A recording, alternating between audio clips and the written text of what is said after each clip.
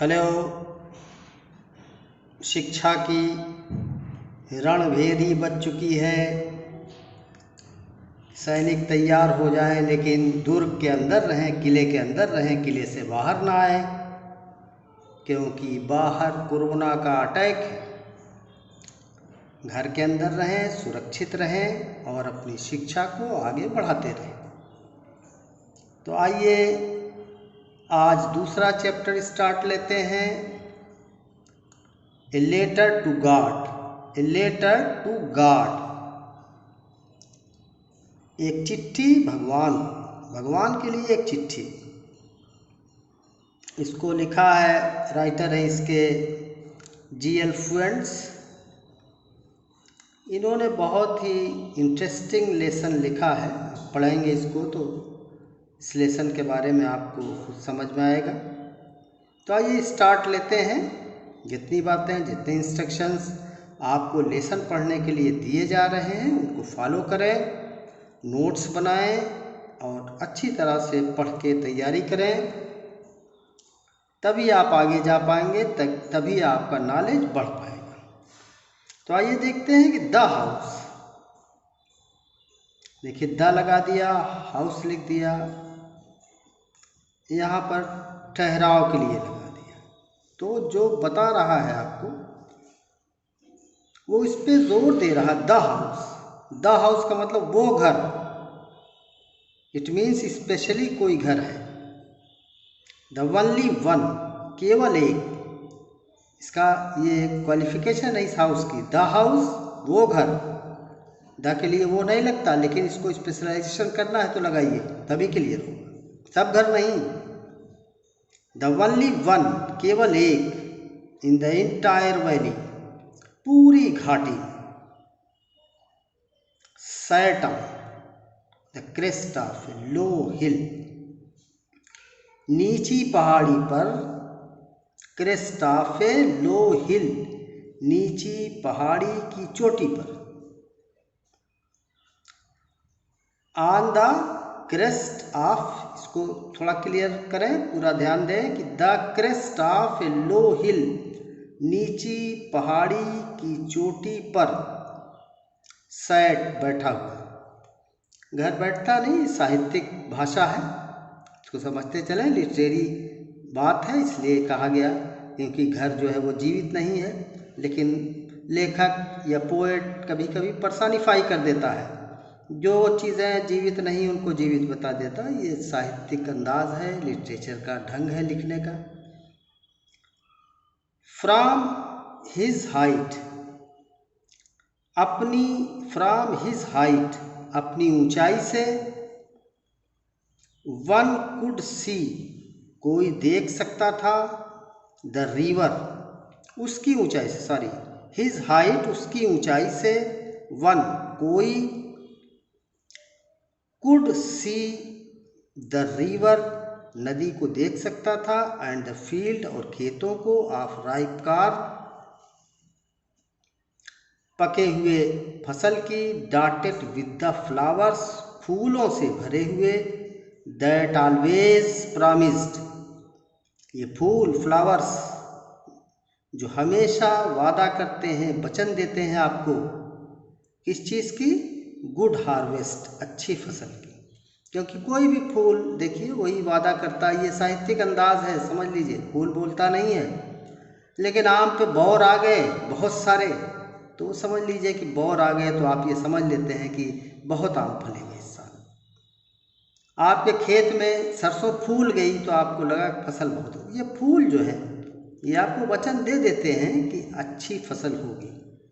तो उसी को लिटरेरी तरीके से राइटर ने कहा कि फ्लावर्स दैट, जो ऑलवेज प्रॉमिस्ड, जो हमेशा वचन देते हैं, वादा करते हैं। ए गुड हार्वेस्ट, एक अच्छी फसल का। The only things, the only thing the earth needed, केवल एक चीज। द अर्थ नीडेड, जो धरती चाहती थी। ये धरती आवश्यकता रखती, नीड माने आवश्यकता रखना, चाहना, नीड, नीडेड, नीडेड। वो क्या थी? जो सिर्फ एक चीज थी, धरती जो चाहती थी। वाज ए डाउनपोर, एक बौछार थी जो धरती चाहती थी, ऊपर से बरसने वाली हल्की बारिश को बौछार कहते हैं। और या एट लीस्ट, कम से कम, ये लिटिल लेस लीस्ट, ये सुपरलेटिव डिग्री इस्तेमाल किया गया है लिटिल का, लिटिल कंपेरेटिव लेस और सुपरलेटिव लीस्ट। एट लीस्ट ये फ्रेज बना लिया गया। तो वाज ए डाउनपोर, एक बौछार, और एट लीस्ट, कम से कम, ए शावर, डाउनपोर एक बारिश, वर्षा, या कम से कम शावर एक बौछार। थ्रू आउट द मॉर्निंग, पूरी सुबह, लेंचो ये करेक्टर है, नाम है आदमी का। The morning Lencho who knew, जो जानता था, हिज फील्ड्स इंटीमेटली, अपने खेतों को नज़दीक से, करीब से, अच्छी तरह से। हैड डन नथिंग, कुछ नहीं किया था। एल्स, दूसरा, एल्स मतलब दूसरा, दूसरा कुछ नहीं किया था। बट सी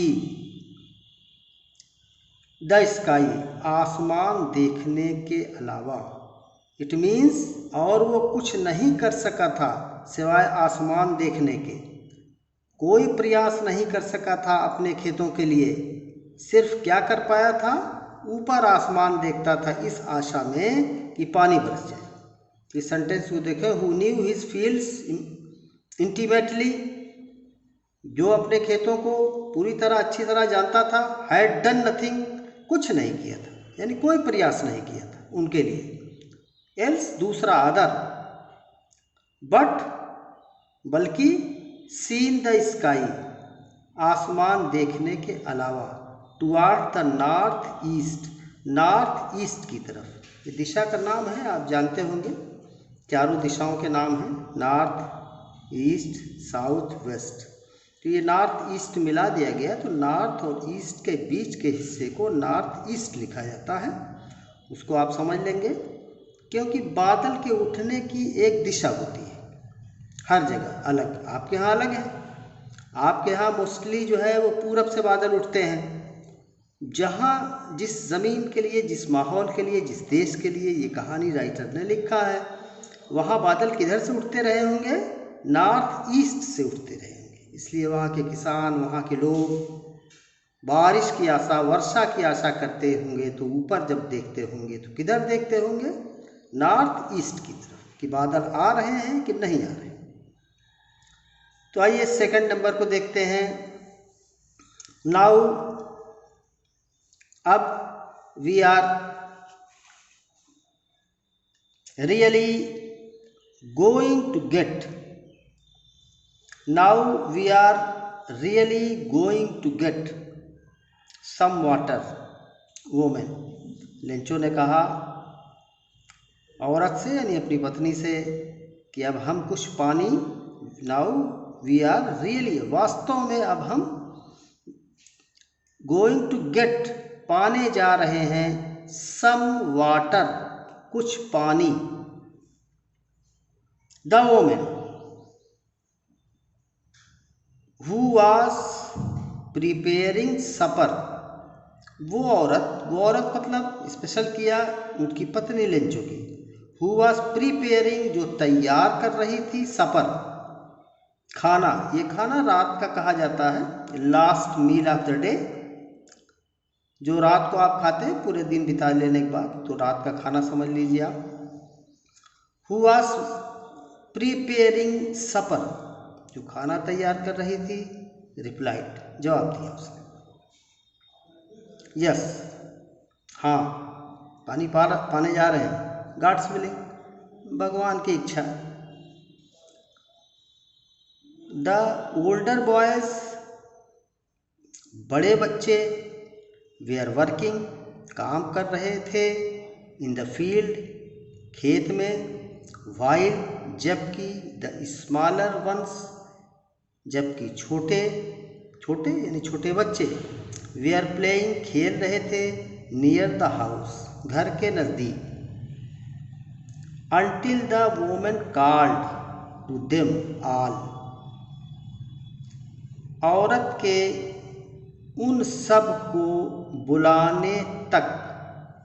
फिर से इस सेंटेंस को देखें कि औरत को उन सब को बुलाने तक। वो क्या कर रहे थे बच्चे? खेल रहे थे, और बड़े लोग फील्ड में काम कर रहे थे। क्या आवाज़ दे के उसने बुलाया? औरत ने come for dinner, come for dinner, खाने के लिए आओ। तो ये आवाज़ दिया, तब तक वो लोग काम कर रहे थे, और इसी आवाज़ पे सब आए होंगे खाने के लिए, जैसा होता है जनरली। देखिए वाक्यों को समझिए अच्छी तरह से, कौन स्टेटमेंट कौन कह रहा है, कैसे कह रहा है, क्या सिचुएशन है, इसको क्लियर करना आपके लिए बहुत ज़रूरी है। क्लियर नहीं करेंगे तो फिर समझ में नहीं आएगा किसने क्या कहा, कैसे कहा, क्यों कहा। It was during the meal that just as Lencho had predicted. It was during the meal. ये खाने के मध्य का समय था, यानी खाना खा रहे थे उस समय। Just as Lencho had predicted, ठीक जैसे लेंचो ने भविष्यवाणी किया था। प्रिडिक्ट के मानी होते हैं आगे आने वाली चीज़ को बताना, यानी भविष्यवाणी करना। किया था। बिग ड्रॉप्स ऑफ रेन, बड़ी बरसात की बूंदें, बिगैन टू फॉल, गिरने लगीं। ये वर्ब है, इसको नोट कर लीजिएगा। बिगिन, बिगैन, बिगन, ये भी वर्ब है, जानते हैं, बहुत कॉमन है, लिख लीजिएगा। इन द नॉर्थ ईस्ट, वही नॉर्थ ईस्ट ऊपर आया है यहाँ पे, वहीं से बादल उधर उठते रहे होंगे, अपनी तरफ तो नहीं उठते हैं, स्पेशली पूरब से उठते हैं। In the northeast, huge mountains of clouds, बादल के बड़े पहाड़, could be seen, देखे जा सकते थे, approaching, पहुँचते हुए, आते हुए। The air was fresh and sweet, हवा फ्रेश थी, यानी ताज़ा थी, शुद्ध थी, और स्वीट थी, मीठी थी। मीठी यानी मधुर, मधुर मतलब अच्छी लगने वाली। द मैन वेंट आउट, आदमी बाहर आया। फॉर नो अदर रीज़न, और किसी वजह से नहीं, और किसी कारण से नहीं। किस कारण से आया? Than to have the pleasure, केवल प्रसन्नता पाने के लिए, खुशी पाने के लिए। ऑफ फीलिंग, एहसास करने का। द रेन, वर्षा का। ऑन हिज बॉडी, अपने शरीर पर। And when he return he exclaimed, और जब वो लौटा आश्चर्यचकित हो गए।